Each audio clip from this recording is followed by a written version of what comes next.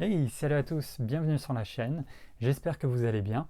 Alors aujourd'hui, on se retrouve dans une nouvelle vidéo autour de la palette, vidéo dans laquelle vous allez voir comment est-ce que j'ai fait une jardinière façon Shusugiban. Donc cette méthode, c'est une méthode ancestrale japonaise qui consiste à brûler le bois sur le dessus pour le protéger des intempéries et pour éviter de le traiter. Donc ils utilisaient cette méthode-là pour faire leurs habitations. Donc j'ai utilisé cette méthode-là pour faire la jardinière. Vous verrez que ça donne un rendu vraiment pas mal. Et en plus de ça, vous n'avez pas besoin de grand chose, il faut juste un chalumeau et un petit peu de patience. Ce que j'aurais dû faire, c'est que j'aurais dû insister un petit peu plus par endroit au niveau avec le chalumeau. Pour la bonne et simple raison que quand j'avais fini le lendemain, je me suis rendu compte qu'il y a des endroits qui étaient un peu plus clairs. Et puis bon, après voilà, c'est pas moche, le bois était quand même relativement bien brûlé, mais pas assez en profondeur. En soi, c'est pas très grave, le but c'était vraiment de brûler vraiment la couche supérieure du dessus pour protéger le bois et pour éviter de le traiter en fait. Cette vidéo en fait c'est la dernière de la série des vidéos que j'avais tournées il y a un an.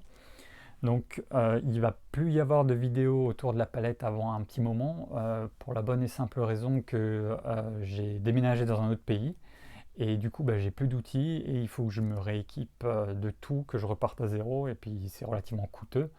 Donc pour l'instant je m'équipe au fur et à mesure et puis il me faut aussi un peu plus de place. Pour l'instant c'est pas le cas.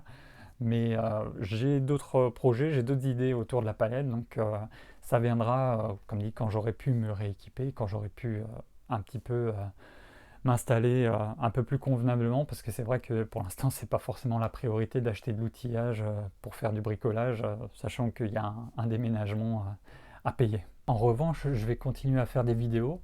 Alors ça sera des vidéos toujours autour du bricolage, de la mécanique, de l'électronique, ce genre de choses-là.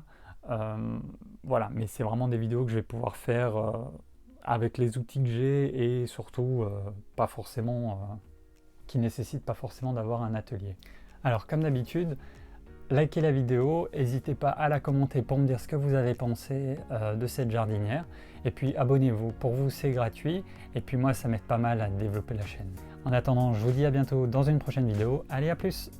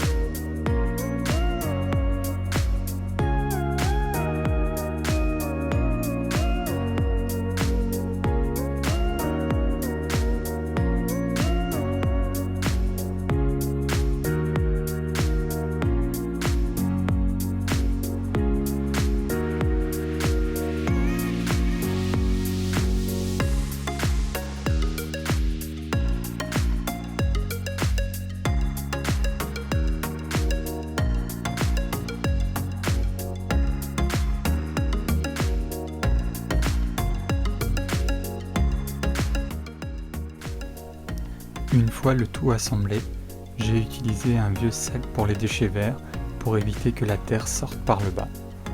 Je l'ai quand même percé avec plusieurs petits trous pour éviter que l'eau stagne et pour qu'elle puisse s'écouler correctement.